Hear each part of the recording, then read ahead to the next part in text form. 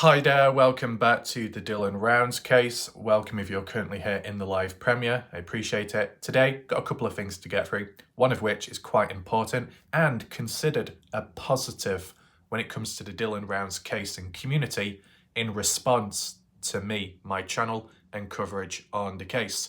There's been acknowledgement over time in 2022, 2023. I want to share that with you and explain it further. So make sure not to go anywhere when watching this video, because I'm going to share with you the odd little screenshot as well in response to some key individuals out there, just vaguely putting it.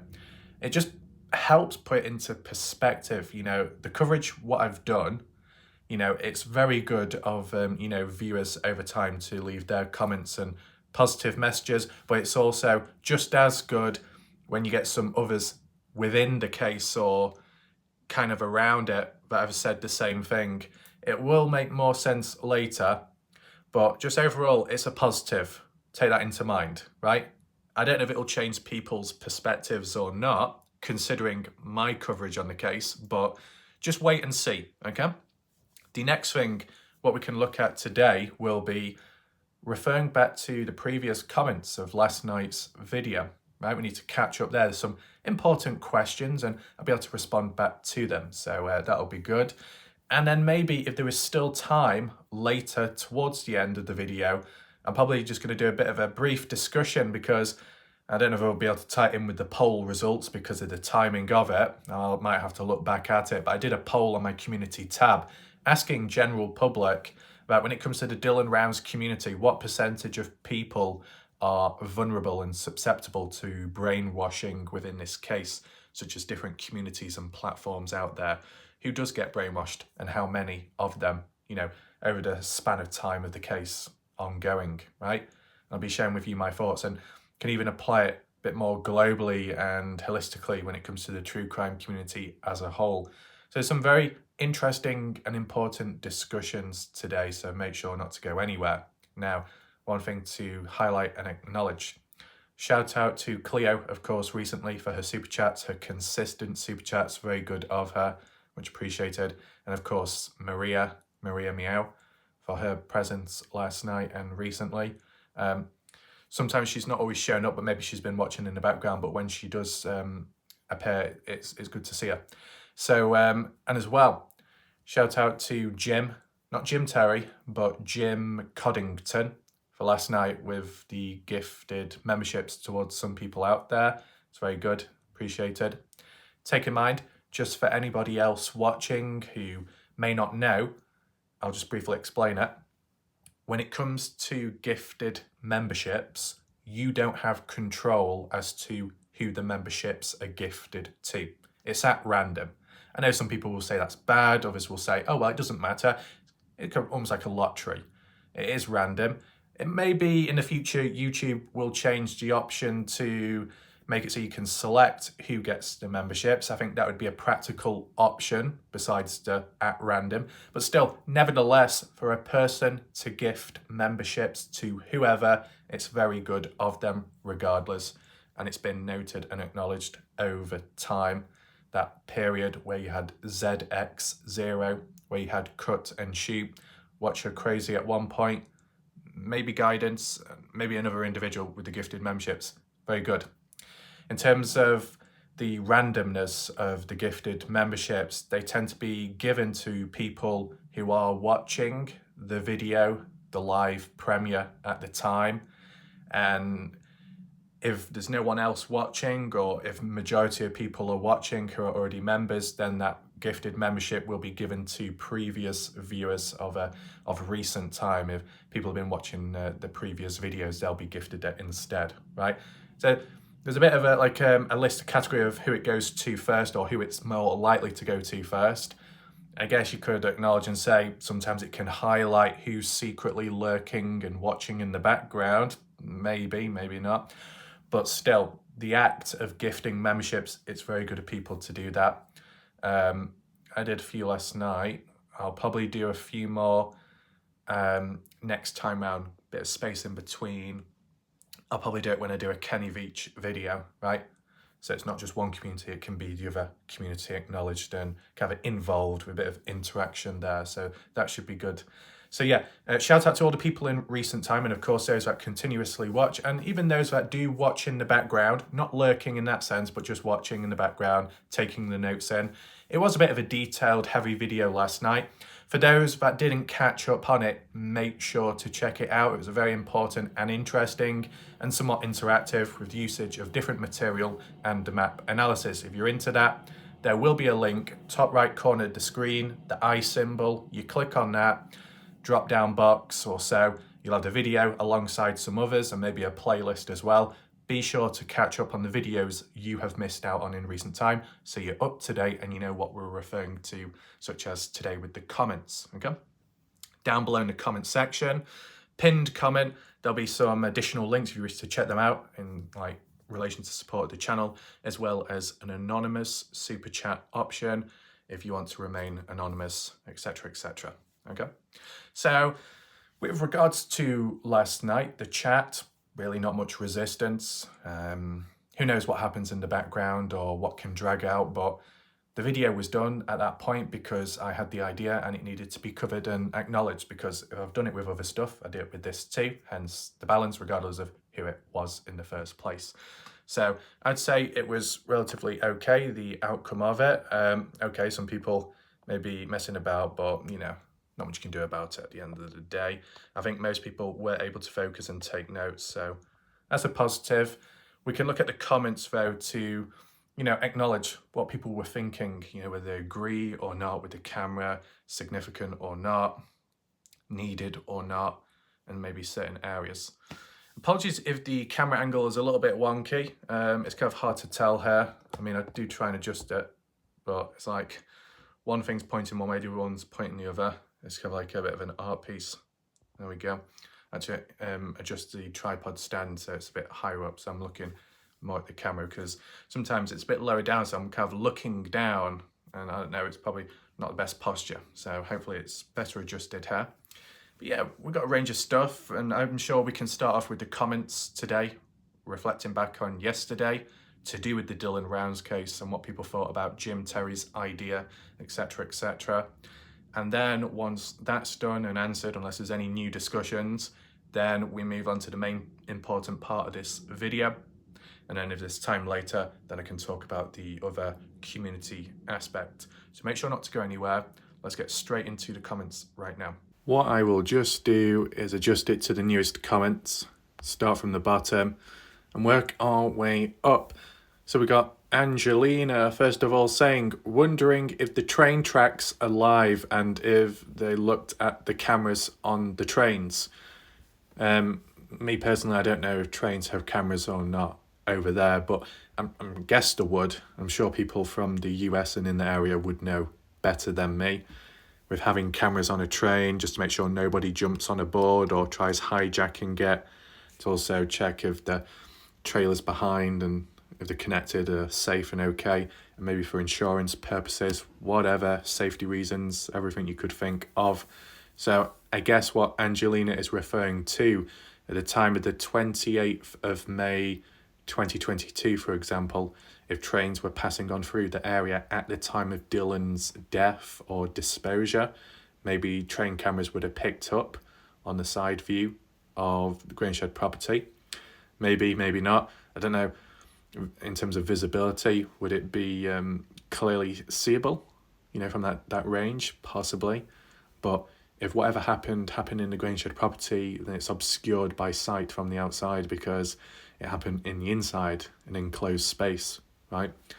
And as for train cameras, I don't know if the train cameras are pointing on the sides towards, let's say, Grangeshed property, or if they're pointing backwards facing the back end of the train and the trailers attached to it, the cargo loads, you know what I'm saying?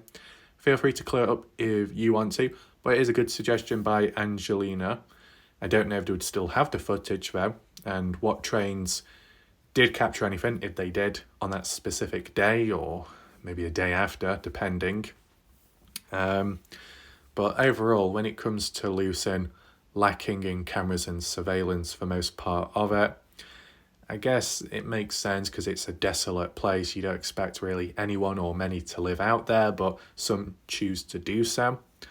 It's not like a true city, is it? It's not a city, so it's not going to have the surveillance as Ogden, Salt Lake City does, right? Will it ever have better cameras, more implemented in the future? I don't know. I mean, like when it comes to the Dylan Rounds case, Dylan Rounds' legacy, all about helping families in the future with, support and resources, drones, and when looking for a missing person.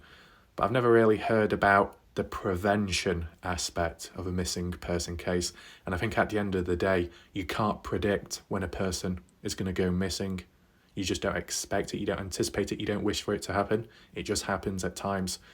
And that's why most are unprepared. And, I guess when it comes to other crimes, some kind of prevention system can be implemented, but with a missing person case, it's a lot harder.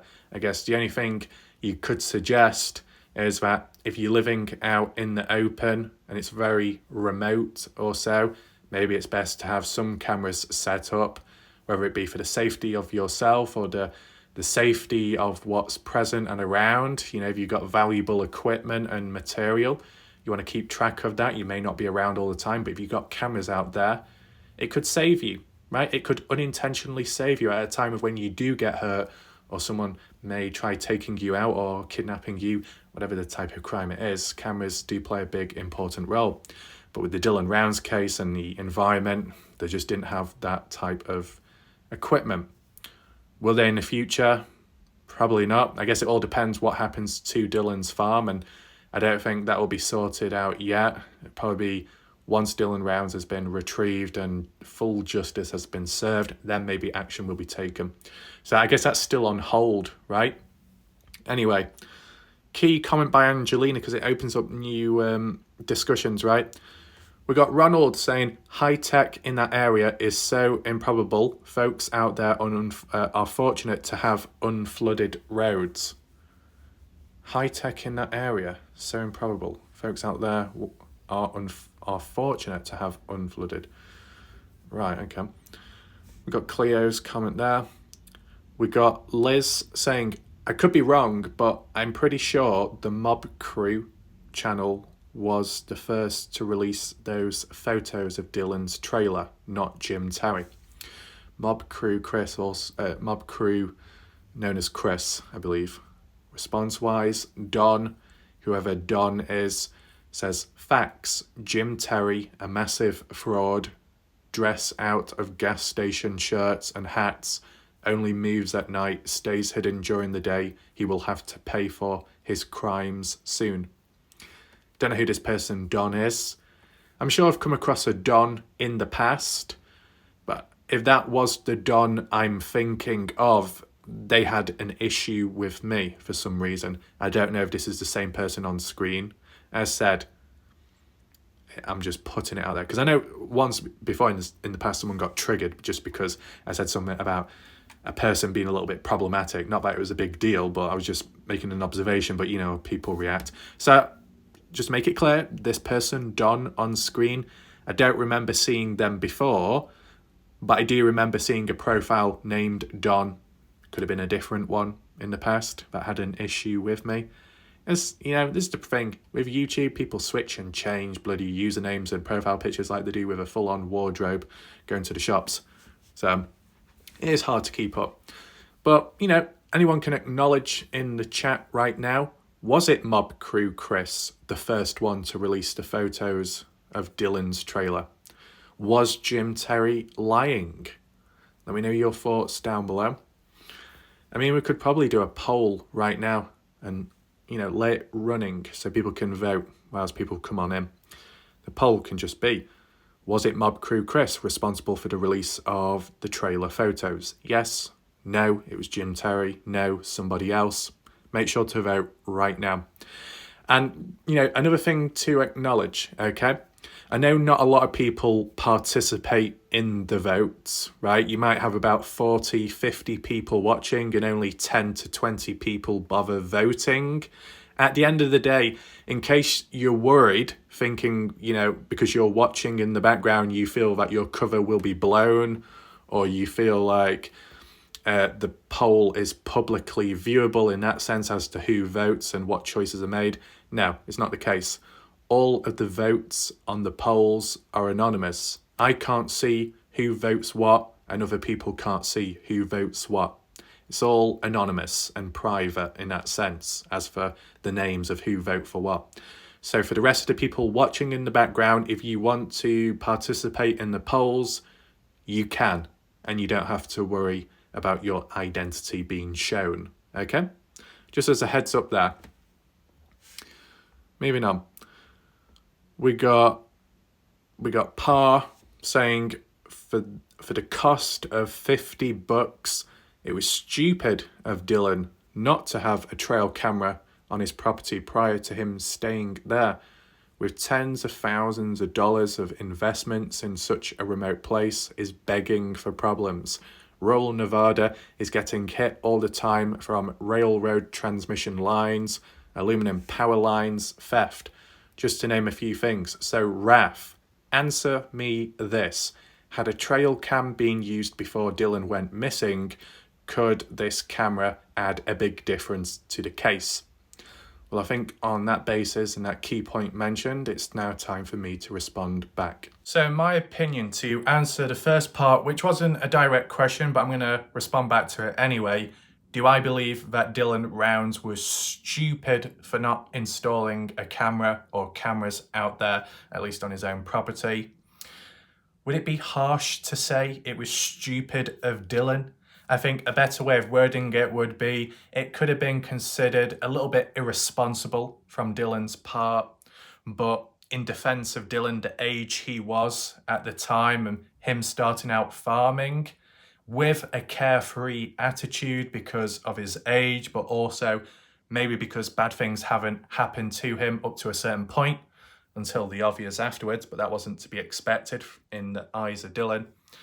I think Dylan overall, with his carefree attitude of, all right, I'll do what I do, I'm really focused with farming, and that's mainly it. I mean, you could argue and say, well, if Dylan was that focused and determined with farming and he put it above many other important things in life and events, then wouldn't he do anything and everything at all costs to ensure that his farming, his business, his resources are kept safe and in good condition?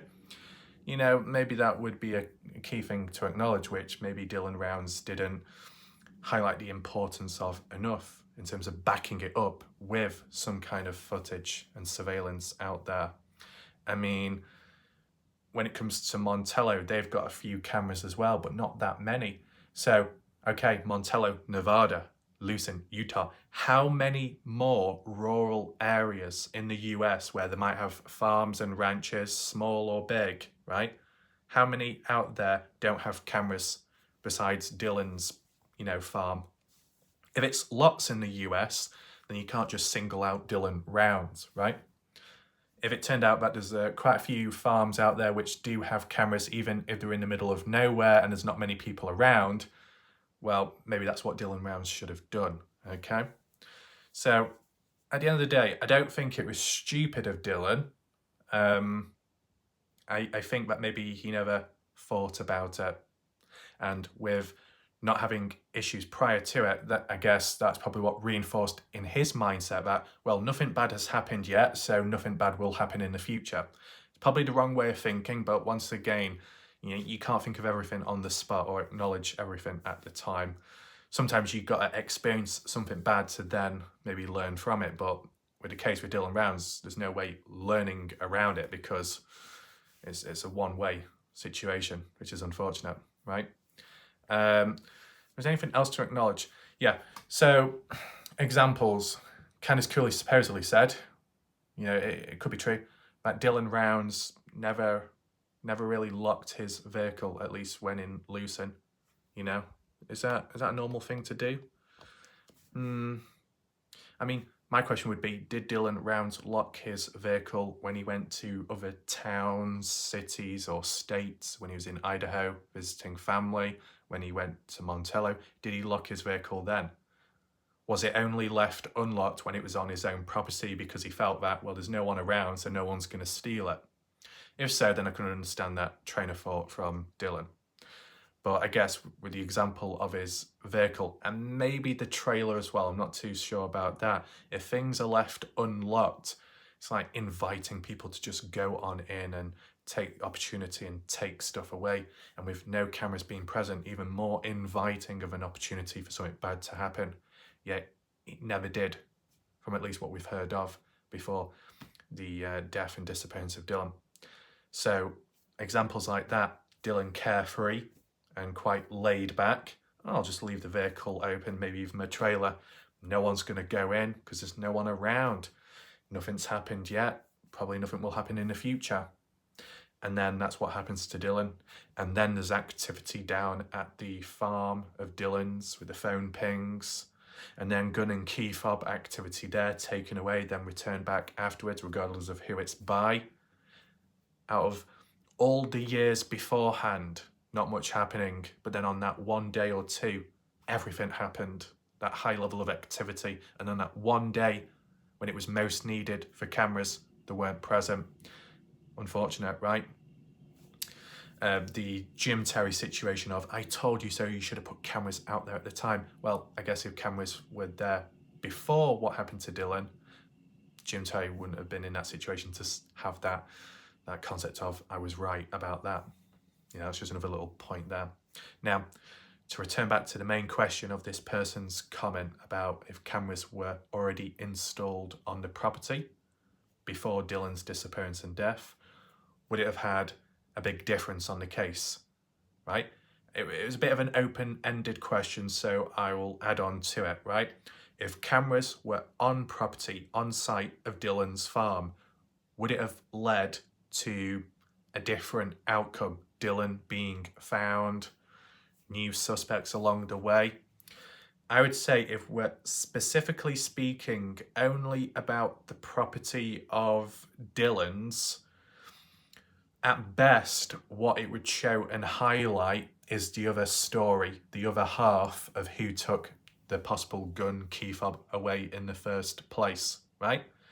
With what we looked at last night, the Jim Terry situation, if surveillance was put out there after the 28th of May, after Dylan's disappearance and the case starting off, it would have depicted whoever returned back to the trailer to return the gun and key fob back.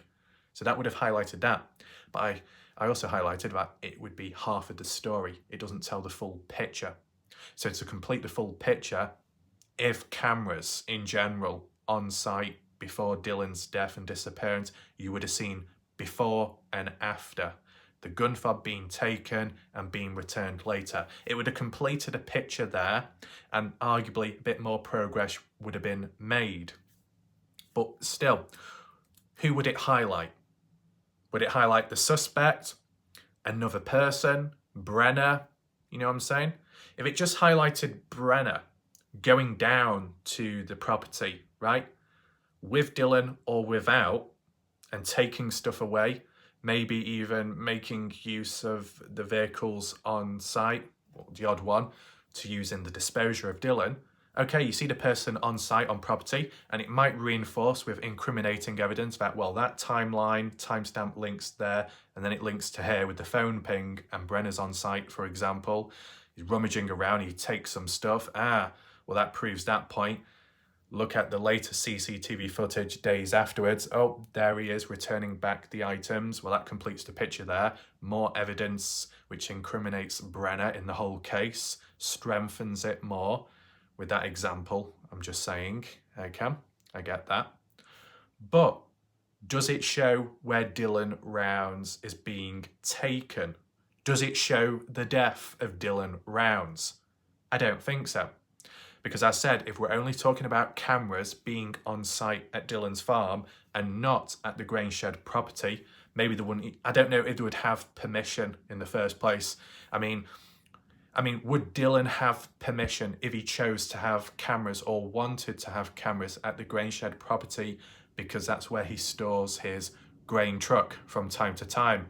If it's valuable, the seeds are valuable. You know, not only do you want it to be protected from the weather, you want it to be protected from people at hand who could at any point go in there and steal it, right? If you had cameras up there, you'd be able to see who comes and goes, and be able to monitor it a little bit better. And if anything bad does happen in the future, you can always use that footage to refer back to as some kind of evidence. And as said, just like how it can save somebody's life, in this case, if cameras were out at the Grangeshed property, unintentionally, it could have documented what directly happened to Dylan, and it may have highlighted that, oh yeah, with that phone ping, Dylan near the Grangeshed property, or even reversing the truck in, and it just shows it all. It tells a better, fuller picture. Not from the expected story of what people in the case think or strongly believe, but an actual visual telling with hard evidence would have been much better. Of course, much more sensitive and might have caused more upset with people, most definitely the family members, because if the cameras were there and were pointing in the right direction, it might have shown the murder of Dylan. And as bad as it is, the only positive from it, it would have documented who was responsible clearly at the time, what I'm referring to, the method used probably, and then what happened in that space up to the 7:27 a.m. timestamp. You know, filling it out in detail, as sensitive and as bad and negative as it is, it would have completed the story a bit more, and it might have been easier for people to follow along and understand. Though as for the CCTV footage itself, it may never have been released to the general public, so general public could have still been left in the dark thinking, well, where's the footage? Because as I said, general public haven't seen the footage from Dylan's phone of the 7:27 time-lapse one of Brenner with the blood and cleaning the gun, right, at that time after Dylan's death. Still not seen that. So if you're thinking of full-on CCTV footage, surveillance, trail cameras of Dylan's property or Grangeshed property, we'd probably still not see it, and we'd probably still be doubting things, and we'd probably still be like, well, we've not seen it yet, so it can't be proven yet until we've seen it, right? I don't think it would please people at the end of the day, because you just wouldn't have access to it immediately. Maybe down the line, maybe when the court goes underway, and might be a bit more leniency there, but still to this day, I think it would be the same situation, right? So on the basis of the comment from my channel, what that person said, specifically speaking, Dylan's farm, if cameras were already there before Dylan's death and disappearance, it would have filled out the story a bit more, of course.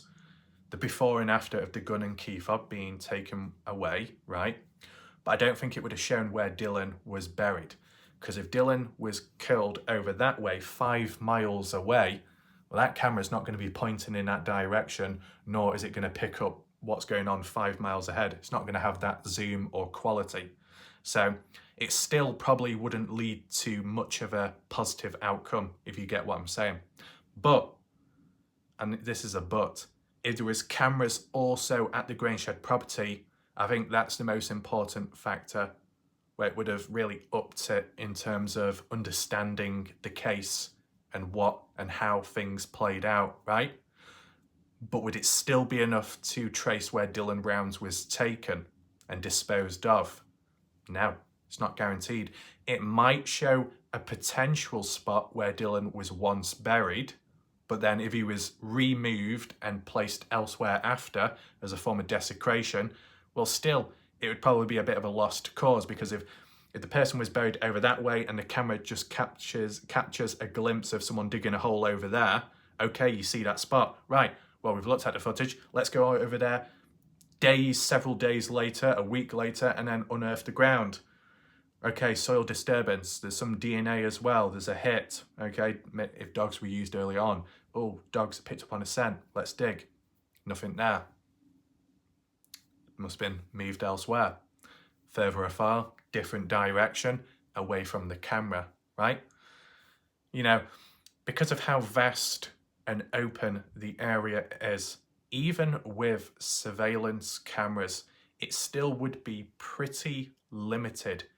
If you're specifically speaking of where was Dylan Rounds buried or taken to, I don't think be enough cameras practical enough to document the whole area as to specifically where Dylan was taken.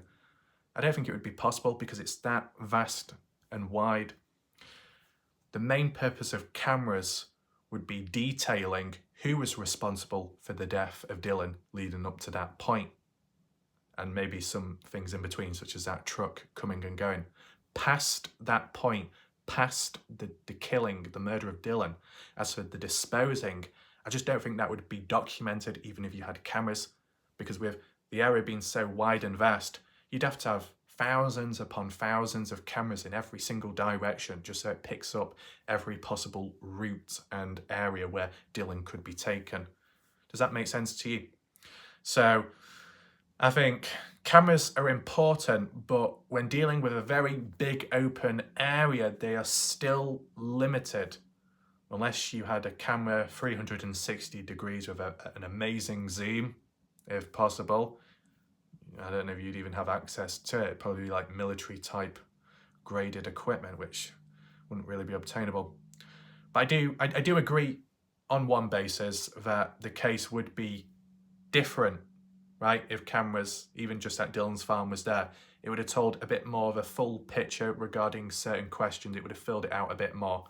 So there would have been a bit of a difference, okay? Not a massive difference, but a bit of a difference. Dylan likely still would be missing in that sense till this day as we're trying to locate Dylan, right? Hopefully that answers the question there. Apologies if it did drag on, but I just wanted to be very clear. Let's now return back to the rest of the comments and catch up. Moving on up, it appears we've got a few more comments here by a person called Jack Pepper, saying, I think there is possibility 2 other people involved, maybe a week after the disappearance. 2 people with Brenner, truck driver, and a female. Bit of a vague comment that. Let me know, Jack, that possibility. Where did you think about this? You know, were you influenced by any information or talk over time in the case and supposed events going on? Let me know your thoughts there. And you're saying that 2 people after a week of Dylan's disappearance jumping on in to assist. So how do you mean? What? A week after in assisting moving Dylan Round's remains and putting them elsewhere? Is that what you're possibly suggesting? Or trying to cover up tracks along the way whilst the searches are taking place? I wonder. The bit where you say 2 people, truck driver. I guess what you're referring to there is the truck driver supposedly on the 28th of May 2022 after 3 p.m. leaving Grangehead property, Walt and Michelle at Sun Tunnels, seeing the truck pass by but not able to identify who was behind the wheel. But they could have been assisting with Brenner in terms of Dylan's situation. I understand that. But a week after, I don't know how that would link. And then you say, and a female. So are you referring to a female who was once in a relationship with Brenner? Is that a possibility? I can't remember all the names of people. I've heard the word Tracy before, but I don't know if that's an ex-girlfriend of Brenner or another person out there. Let me know your thoughts in the chat. Who do you think could be responsible? Do you agree with this comment that a female was involved in assisting with Brenner and the murderer and desecration of Dylan Rounds? Let me know. Jack also says, I have a gut feeling on something, but don't know how to handle this situation. Sounds a bit interesting, that. Jack saying, what if a truck driver could have dumped body leaving the area in another state? I don't know, but what if that could have happened the time it got to be perfect? Well, I've suggested, could Dylan Rounds be away from Lucerne, been taken further afar? And others have said, well, if Brenner's involved mainly, and possibly Don Hartley, due to their physical state, would they bother going that far? Could they be bothered? Are they physically able to? Is it worth their time? Though, with hearing about that truck on the same day, what was the purpose of the truck? Where was it going? Why did it arrive in the first place? And was it carrying anything on the way or when it was leaving? These are very important questions and they may never be answered, unfortunately. Moving on. Jack says, can someone tell me when his actual disappearance happened and when he was reported to police? What was the response there? Memorial Weekend 2022. Okay, so I will answer Jack, okay? So, the day of Dylan Rounds' disappearance, the death of Dylan Rounds. supposedly the death on that specific day, occurred the 28th of May 2022, and that would have been a Saturday at the time, over, as the person left a comment, June, Memorial Day, Memorial Weekend, okay? Celebration time. As for when Dylan Rounds was reported missing and reported to the police, that was by Candice Cooley on the 30th of May 2022, and that would have been Monday, okay? About 2 days after Dylan's disappearance. Monday time, reported missing by Candice Cooley. And on that day, it was Don Hatley that gave the weird response to Candice Cooley, a heads up saying, yes, you can now report your son as missing, which was a bit odd the way it was worded, but that's just how things went. Jack says, Brenner had the cops on his side. That pond dried up smelling fishy, if you ask me. Okay, so not literally the smell of it being fishy. Don't get carried away, King Samoan. But the pond itself, how it was treated and dealt with, bit of suspicion still. I think there's been some of the viewers over time that have had thoughts and feelings about that pond and area and how it was operated. I do remember there was a point where it was described that the pond was deep and it needed a diving team. But then another time it was worded as it was quite shallow. So how does it change? Moving on. June says, Justin Rounds and or the grandparents should have got Dylan some security cameras out there, but hindsight won't help now. Dylan may have been a hard worker and knew about farming, but he was just a kid. So what June says there is kind of like what I was referring to earlier on. But as for the hindsight situation, you could say that about a lot of serial killers, but yeah, all the professionals and students still study them, and you know what caused this person to do this, what person caused that to do that, etc., etc. People still look at that, so we should still be able to look at this too equally. June saying the parents thought someone used Dylan's truck. Also, they were thinking maybe evidence was in the bags that Brenner took out of the grain shed. They should have actually listened about putting cameras up to see if someone came back. But that was just all about the farm though, wasn't it? Dylan's farm. Cameras should be put up there. It was never really acknowledged the grain shed property, which is unfortunate. And as for who took the bags out of the grain shed, well, that was clearly visibly seen by the parents and the police. It was Brenner. As for the point of disposing of the bags, in what direction and where, don't know. But as I said, you'd need all the cameras in the world out there to pinpoint all the different angles and possibilities as to where someone could go to dispose of Dylan, but then later disposed of bin bags. Was it close, further afar, out of state, out of town? You know what I'm saying? Chrissy says, very interesting points in the video and in the comments. Thank you. You're welcome. Good to see. Robert says that IRS must have some cameras that show me and Candice Cooley together if she denies it. What does that mean, Robert? Do you mean you were with Candice Cooley hanging out in a casual way or assisting with Candice Cooley in the Dylan Rounds case? Let me know. Christy, click on that. Christy says, there is one more thing that I can't forget. Kurt Wadsworth saying Dylan was held captive. Was this totally invented? And for what reason? Did he groom Dylan or protected him? And if he protected him, from what exactly? So in the eyes of Heavy D, you know, that big established channel, Heavy D and Lance Kelly both agreed that Kurt Wadsworth groomed Dylan Rounds. You remember that? You remember the time I covered that in a video and all hell broke loose in the chat and then people started attacking me? Tucker, a person called Graham, some other random people. Then you had Troll Mafia coming on in, and then I left a comment on there and other people came on over. It was a complete disaster. I don't know what the hell was going on there, but most of the people have moved on, natural selection, whatever. But I remember how things played out. Have I done enough focus on Kurt Wadsworth? Being honest, not really. But as well, it's, you know, you got to acknowledge you're dealing with situations and moments where interviews may have taken place, but there's been contradictions after contradictions, and other people have noted it, those that have fully watched it all. I mean, over time, there was moments, and, credit to them when they didn't go downhill, who said they watched all the way through it, right? And it felt like they wasted all the time because what they listened to was, kind of like a span of contradictions from what was last said.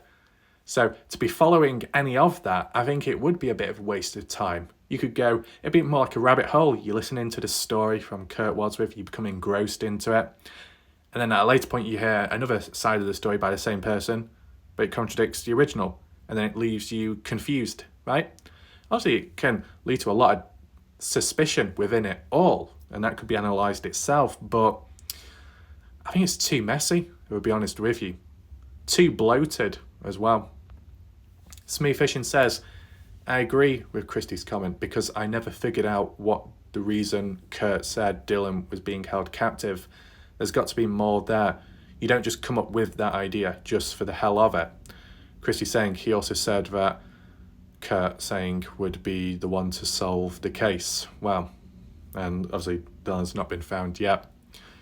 I mean, if Kurt Wadsworth was saying he will be the one to solve the case, that could link back to why Kurt Wadsworth made that call about Dylan being held hostage, because Kurt supposedly genuinely believed it was the case and was trying to find Dylan as soon as possible and solve the case. If you're trying to link two things with each other. Do I think that wholeheartedly? Not really. There could still be a decoy plan behind it. Maybe I can give you my thoughts after. And Robert saying, oh, we worked together and I recall she told me all about her peeps. Right, so is Robert saying that Robert and Candice Cooley worked together when looking for Dylan or something? Maybe that's what follows on from that CCTV footage by the IRS or whatever. Yeah, that comment there. I mean, maybe I should just give my thoughts now because we've reached the end of the comments here. Just finish off with what Christie's saying, okay? And Smooth Fishing can't understand why would Kurt Wadsworth specifically say that Dylan's held hostage. Well, the way the story went, supposedly Kurt's ex-girlfriend was or is a psychic, which then told Kurt about it. And if Kurt, easily believes in things or somewhat vulnerable at the time because he's worried about Dylan, maybe he would believe in anything if it meant trying to find Dylan. And if there was money involved as well with that reward money, maybe it was an opportunistic behaviour, a moment for Kurt to step up and say, okay, well, this person has given me information on this. Is it true? Well, I'm going to believe it anyway. And there's money over here in finding Dylan. And I want to find Dylan because I care about Dylan. So I'm going to inform the right people and tell them that, yes, this is what's happened. It didn't work out though, did it? What was Kurt's reaction to it not working out when it was supposedly a false call, false claim? Was Kurt disappointed by it? Or did he know it was going to be a failure and it wasn't true? I guess that's the thing. And that psychic, the psychic that told Kurt about it in the first place, why? Is the psychic the one making it up? Or is the psychic just a delusional individual that thought they were right and knew the answers and it fell flat on its face? And Kurt Wadsworth was prone to believing in it and he fell flat on his face as well, despite claiming to find Dylan. I mean, there was a side motive, and I think it was highlighted by Candice Cooley and maybe Doug when they did interviews in the past, that it was Kurt Wadsworth that couldn't stand Chase Venstra, Robert Aviles, that or some of the other Montello locals couldn't stand those type of guys and wanted them out of the place. They weren't welcome. So what better way to get rid of them and ensure that they don't come back? And that would be to portray Chase Venstra, Robert Aviles as being responsible for the disappearance of Dylan, get the police involved, arrest her too, and send them to jail for as long as possible. Then it means that Montello wouldn't have to deal with those type of guys again or for quite some time. Well, clearly it didn't quite work out because Aviles returned back temporarily in 2023, but then taken in again. Chase Venture's not been back since because he's been held in authority. So I guess they got what they wanted, or in the eyes of Kurt Wadsworth, got what he wanted in the end. But initially, at the very beginning, it didn't go to plan. So was it driven mainly by the psychic and believing in what she had to say in the eyes of Kurt? Was it partially driven by the money aspect? Was it driven by the decoy, get the police family away from Grangeshed property and around that area in Lucerne, so the likes of Brenner or anybody else could move things about or clear up stuff, get the stories straight with one another, right? Reduce the heat level in a sense, divert it? Or was it driven by Kurt Wadsworth wanting to pin the blame on people that he doesn't like and others don't, so then get rid of them in the name of Dylan? I think it might be a mixture of everything. I don't think it just falls on one factor that I listed. Let me know your thoughts though to the factors that I mentioned. Do you agree with them in all of them or just one of them? If you want to add on factors, you can. So let's move on now with that in mind. Now we move on to the most important part of this video, the positive when it comes to the Dylan Rounds case and community in response to my coverage on the case. Okay? I said it'll make more sense now, and I'll explain why I'm making this video now compared to previously. It all comes down to consistency. It's okay one person saying one thing, but it's good to see others independently say the same thing or something similar to it, right?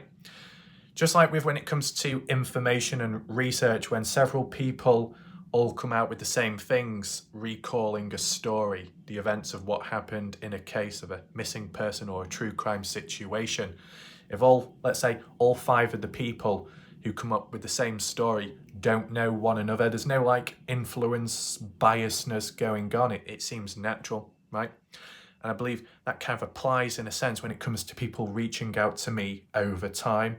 Now, one thing I do want to highlight very importantly, okay? I'm not going to be directly crediting and naming individuals in this matter, only because I think it would cause more problems than it's worth. And in a positive moment like this, it shouldn't be ruined, okay?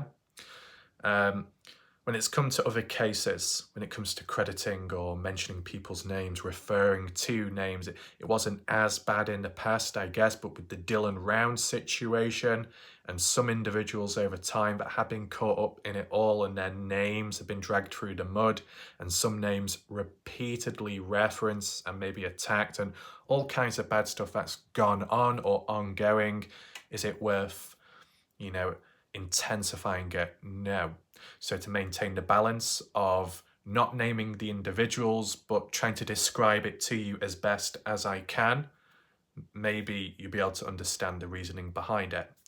Take in mind, I don't do this all the time, as you know, I try and name people as best as I can, but if it will lead to worse off situations, it's not worth going down that route, okay? So this all comes down to me, my channel, myself covering the Dylan Rounds case. From the looks of it, Candice Cooley does approve and appreciate my videos on the case, despite what's been said in the past vaguely, right? When we looked at the Dylan Rounds documentary and when we've seen interviews from maybe No Thanks with Candice Cooley, and I'm specifically talking about Candice Cooley today because that's what the reference was. The reference about Justin Rounds' approval or acknowledgement wasn't mentioned, okay? So it's not the family as a whole, but it's certain family members or key individuals along the way. Just take that into mind. And one of the key individuals, the mother of Dylan Rounds, was mentioned. An acknowledgement, third party, has been shown that Candice Cooley acknowledges and appreciates my coverage on the case, keeping the message and the name of Dylan alive. And I said I'll explain a bit more and I'll show you the odd photo or something if I can shortly. But the reason why it's so important is because someone from within the case, a key individual, of course, the mother, appreciates, also approves of my coverage, considering my style on the case, which at times has caused tension within others.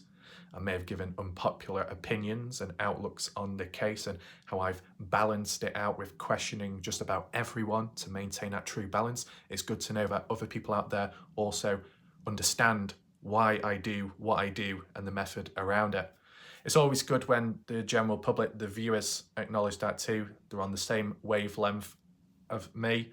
They might not always agree with everything, but they understand the method and process is necessary. And from the eyes of Candice Cooley, she seems to think the same way, which I guess is a bit of a shock, but kind of a surprise in a positive way, right? So where do I start? Because I don't want to drag it out too much, right? So there's been three occasions of three individual key people who are in connection, close connection with Candice Cooley, right, in different ways and formats. Most of these people I've never known of, okay, beforehand. I've never really known or heard of them. Might have heard the odd name flung mentioned or something, but I've never really known the individuals, but they have made their presence known in the background at times, and one of which was public, so I can reference them because it was public and it still is, so just hold on there.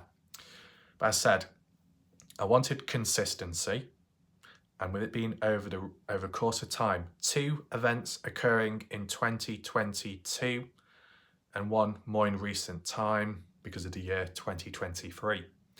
So the positive there is the stretch, the span of time, the length of coverage I've spent on the case from 2022 to 2023 shows acknowledgement that what I did in 2022 was appreciated by Candice Cooley, and what I did in 2023, maybe more full on, maybe a bit darker and a bit more focused, was also appreciated. So that's good to know. For most part of it, it's been consistent there, and the acknowledgement has too. So to describe the first occasion and event in the correct order, sometime in 2022, elsewhere on a different platform, one person did reach out and was going on about saying, I do appreciate what you're doing and the way you covered a case and just keeping a case alive and consistently covering it so often and frequently. It's very good of you. That's roughly what the individual said. But the individual also worded it as, and as well, I know that Candice Cooley will be in great approval and much appreciative of your coverage, right? That was the first, reach out from an individual. And that individual, that was like, you could consider acting on behalf of Candice Cooley, is also in direct contact with Candice Cooley. So, if this individual that appreciates my work, if they have ever had an issue with my, style or coverage, or how I've questioned people with time, including those directly in the case, as you know, where it might have been a bit unpopular, well, that individual could have just simply reached out to Candice Cooley and say, hey, we've got a problem. This guy, Warlike Raf, is causing a mess, causing trouble, spreading misinformation, ruining, harming, destroying the case, disrespecting Dylan Rounds. But that individual in direct contact with Candice Cooley never did that. So that's positive to see. As for in general, in the background, not once has any, very high profile person reached out to me and said, hey, you need to stop. That's never happened, and it's never happened in the Kenny Veach case. So in general, that's another consistent basis to reinforce that what I'm doing isn't really causing any trouble. Some could argue it's not really getting anywhere, but if it's at least keeping the case alive, that's the positive, right? And, that's kind of like how I've worded it when getting involved in this case. Keep it alive, try and spread awareness, and maybe learn along the way. And I've been able to learn along the way, and sure, some other people have, okay? So in 2022, that happened. A person that was very connected to Candice Cooley acknowledged what I did, and they said themselves that Candice Cooley would appreciate it as well, okay? Fast forward onwards, another point in 2022, the public reach out was actually on my channel when Jazz or Yaz Girlson, the admin, the leader, whatever you want to call it, of the Find Dylan Rounds official Facebook page, which I don't know, 35,000 plus members or something. Jazz Girlson, that has been instrumental in the gathering of information and the news updates of the Dylan Rounds case from the Facebook perspective, working very closely alongside Candice Cooley and Justin Rounds. okay? I'm sure some of you will know Jazz or Yaz Girlson. From the social media online perspective, been instrumental on that platform of Facebook, and more so when I think Thanksgiving of 2023 came about, Justin Rounds did a dedicated post or comment in acknowledgement of Jazz Girlson, and I think even Candice Cooley did as well. So you can see that the likes of Jazz Girlson is held quite high in the mindset of Candice Cooley and Justin Rounds when it comes to them being a good person and what they've done for the case. So Jazz Girlson is held in high regards in the eyes of the parents of Dylan Rounds, right? So if someone held that high approves of me, then you can see where it's going, right? So at one point on one of my videos in the Dylan Rounds case in 2022, Jazz Girlson left a public comment on my video, whichever one it was, acknowledging the positives. The only adjustment that they wanted or suggested, not demanded, but suggested, was to blur out all other people's names on certain pages. But as I did it, fully explain, it's hard to do so because YouTube doesn't give that tool to blur out multiple names and all that.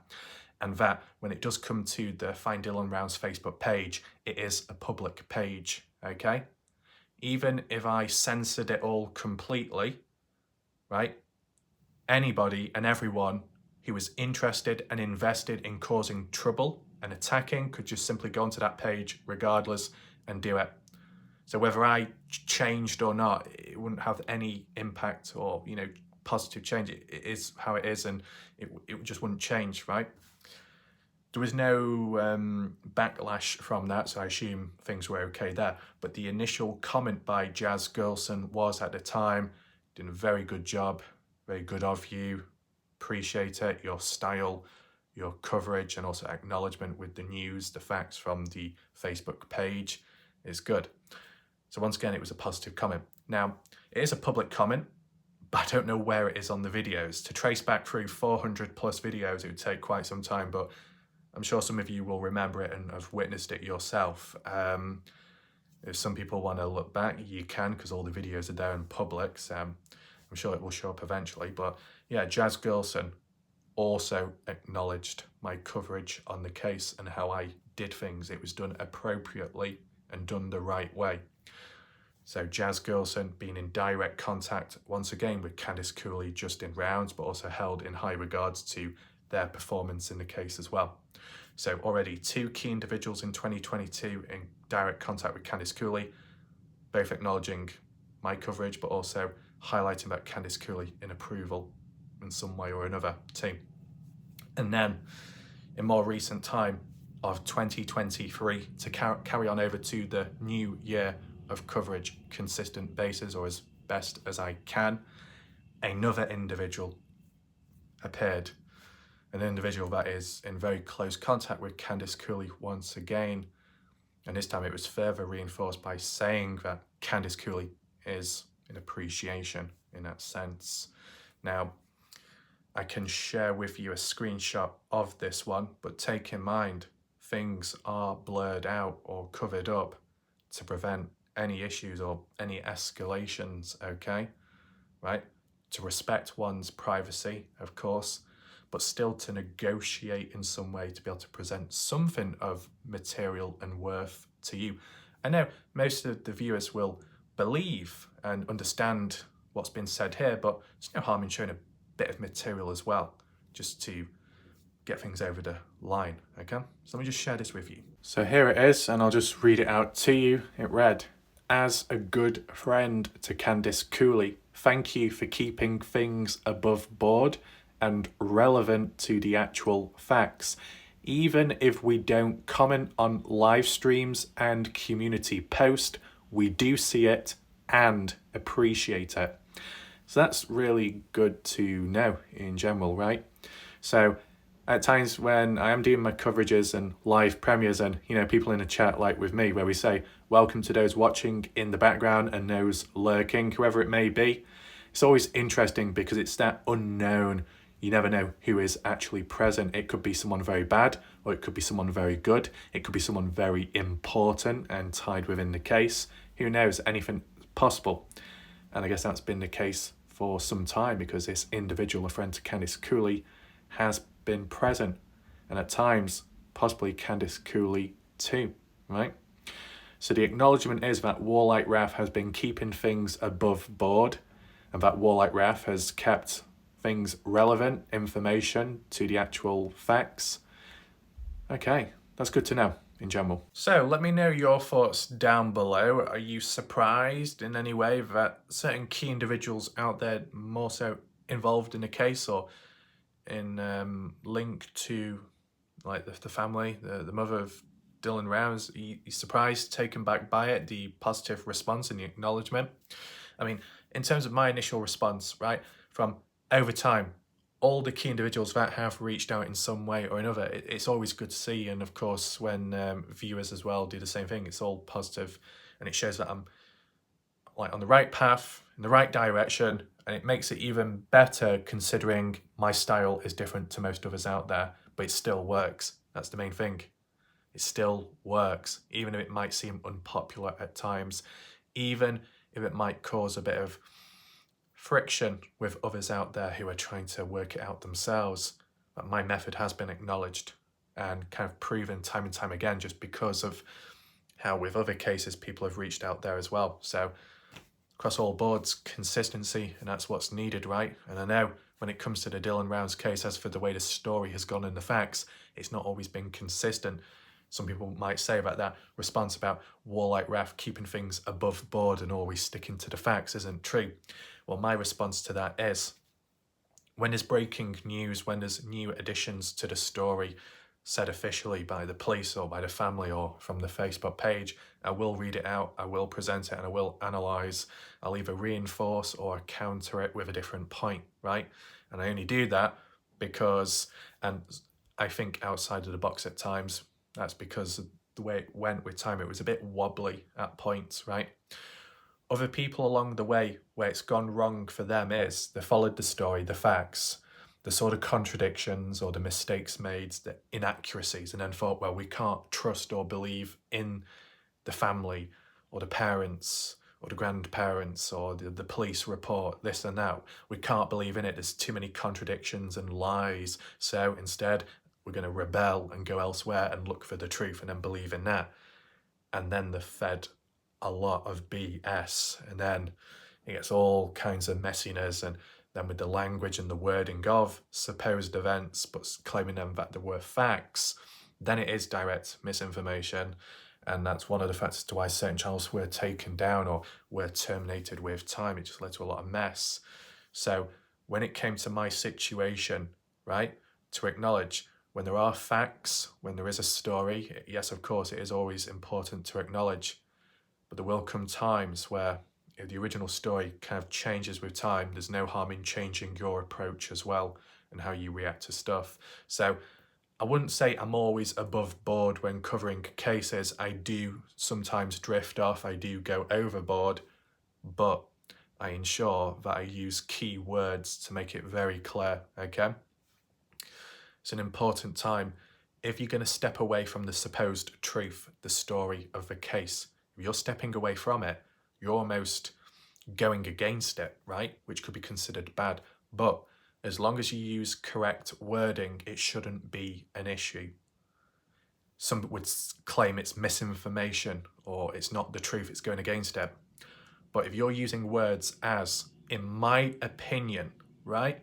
And in the eyes of others, that opinion isn't that important or valid. Oh, well, it's just an opinion. Big deal. It's not going to cause much damage, is it, if it's just an opinion?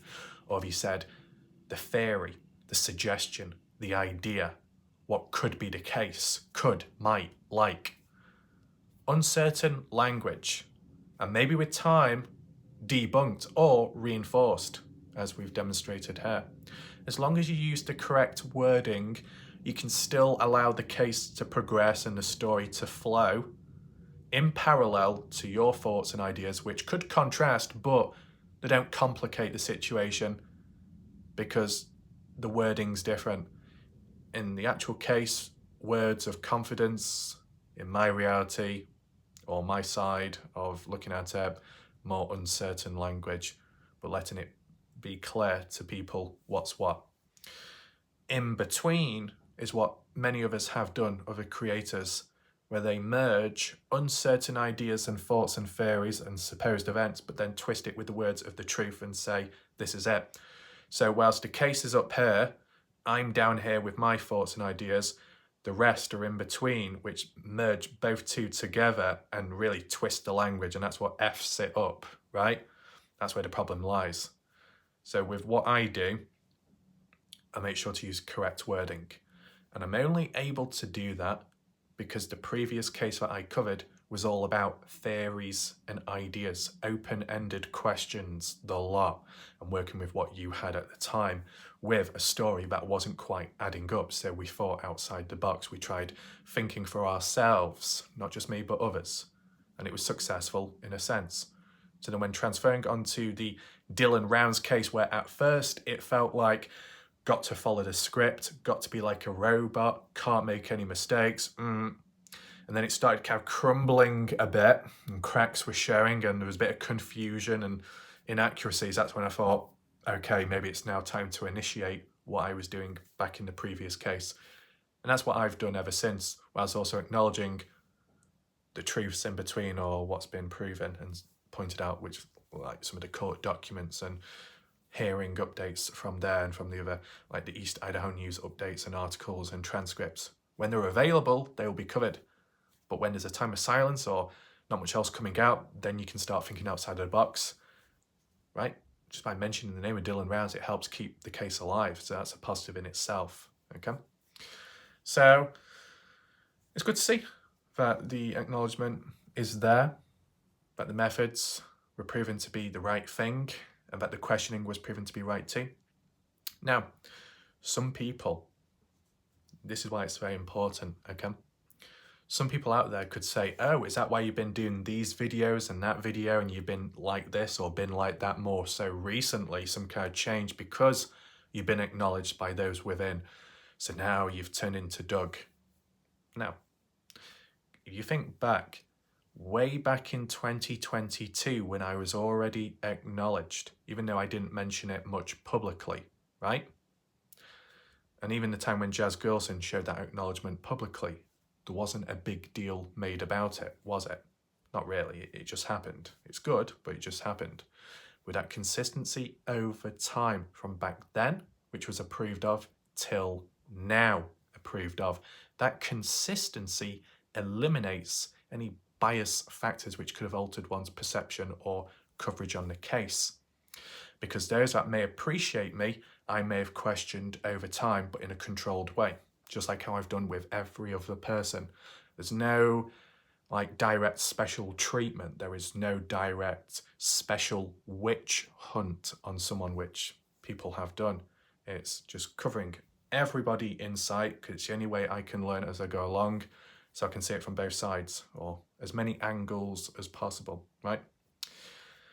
I mean, in the situation with Doug, where people were highlighting that Doug was one way in the past, but then as soon as being in favour of Candice Cooley, Doug changed and was understanding or on side with Candice Cooley with the line of thoughts and ideas, likes, dislikes. He seemed to change. Was he influenced by Candice Cooley, or did he do it himself to appear more of a goody two-shoes, as some people suggested, right? There was a change. People saying that No Thanks in the past was disrespecting Dylan and made fun, direct fun out of Dylan in a very disrespectful way, right? And even teaming up with Jim Terry too, back then, was that, you know, some people were highlighting saying, are some of the key people aware of this and aware of that? I wonder, right? But at least with me, I don't like the idea of going down that route, you know? Whatever I did previously was acknowledged and was done right, so why change it? Whether it's approved of or not, there's no need to change. Even if none of this was approved of or acknowledged by key people out there, as I said, not once has there been a reach out saying, you need to stop, this is problematic, you need to go away. That hasn't happened either. So really, that acknowledgement is just further positive reinforcement to what one is doing and how one goes about. And I said, when it comes to community post, the likes of those key individuals said that they do monitor my community post, but they have seen my community post on the Dylan Rounds case, but they acknowledge and show that they're positive too, so no issues there. This could cause some negative reactions from outsiders. You never know, thinking, oh, why is Warlike Raf being acknowledged when we've done this and we've done that? I don't know. I'm not the judge of how people react or what people say in acknowledgement. It's just happened, it's natural, right? Just like the coverage, natural. And I said, as for the aim of what I put across with time, keep the case alive, try and keep it active, and maybe learn stuff along the way, make sense of stuff, and maybe debunk things. That's exactly what's been followed through with. I mean, that's the importance, the foundations, the meaning and the motive behind it. As long as that's clear and the actions linked to those motives, then there really isn't a problem, right? So that's good. Now, there's still videos to do on the Dylan Rounds case. Of course, there'll be moments where there's nothing to do, and we've seen that before, but this case has gone on for quite some time, so you will get bold patches. I mean, like, the next video that can be done, maybe two more, comparison one and then the other, the map analysis of Bibbins. Quite an interesting one, that. Put that into perspective. And we can even tie it in with the truck as well. So there is still that to do, and maybe the odd loose discussion video here and there. Now, with regards to the other alternative discussion in general with the true crime case, but also Dylan Rounds too, talk about, you know, percentage-wise, who could be considered vulnerable or susceptible to brainwashing in the community, with taking in mind what's previously happened and what could happen for the future, and if it applies on a general aspect within the true crime community as a whole. I looked at the poll results, not enough people have voted yet, but from about 7 people that did vote, what was it? Half or so, or well, just call it the majority, said that 100% of people are vulnerable and can be brainwashed, which I think what we'll need to do is just let it sit out a bit in terms of the voting results, see what the majority think in terms of true numbers. 7 people isn't enough. So we're not going to get into it deep enough there just yet. That can be probably for a separate video. Just wanted to acknowledge that right now. But like, my thoughts and opinions are, to me, it seems like as time goes on, as people make mistakes after mistakes and may go to the wrong crowd, and then some end up repeating that by then going elsewhere to a different crowd, and then same issue, same problem. It doesn't seem to change. Are those people vulnerable in life in general for who they hang around, whether it be online or in real life? Doesn't matter. At the end of the day, it is a form of interaction with someone or some people. People are people, humans are humans. Bad things can happen online, offline, it doesn't matter, right? And if you're vulnerable in general, you can be prone to bad things happening to you. It can happen. You might not always be able to control it. It's just trying to understand, does that apply here? And to what extent, what scale of people are vulnerable in the Dylan Rounds community and just in the true crime community as a whole? Because a lot of these channels, and a lot of these issues and audience members who may have spread out since and no longer associate themselves within the Dylan Rounds case, they originated from the Dylan Rounds case and coverage. They appeared out of nowhere, right? And others were brought in or dragged in. So it does become a part of the Dylan Rounds case, right? And it can still be questioned after. Leave your thoughts down below. I don't think it would sit well if it was like 100% of people are all brainwashed and delusional, because then that would mean there is no hope, you can't trust anything, you can't trust anyone. Well, it would apply to a person that trusts no one, nothing. They don't believe in anything, they don't trust anything. Well, they're not going to get brainwashed because they're strong-willed and resisted against it all. But does it lead to any result? No, because you don't trust or believe in anything. What can happen? Not much. It seems a bit dead-ended, right? But I don't know, maybe with all these names and characters, the way bad things happen and tension and conflict, right? It might make it more clear that more and more people with time are vulnerable, or were already vulnerable, but it's just appeared a bit more clearer now, possibly. So I'm just adjusting the camera again because it seems a bit wonky. I think in general, that discussion, if needed to be elaborated or explained, that can be for a separate video. Don't want it to diminish the main part and focus of this video. For those that did watch, that's good. For those that may have joined late, for full context, I do advise you to rewind back to the beginning of this video. And as I said, in general, there will be a few more videos to come. I do need to get back round to Kenny Veach, some of you will understand, but checkpoint system, reach a certain point where, you know, the ideas have been ticked off the list, and then you look at what next, right? So I appreciate people's patience. Shout out to those that were present throughout this video, and let me know what you think down below. Thanks for watching. Goodbye. Good night for now.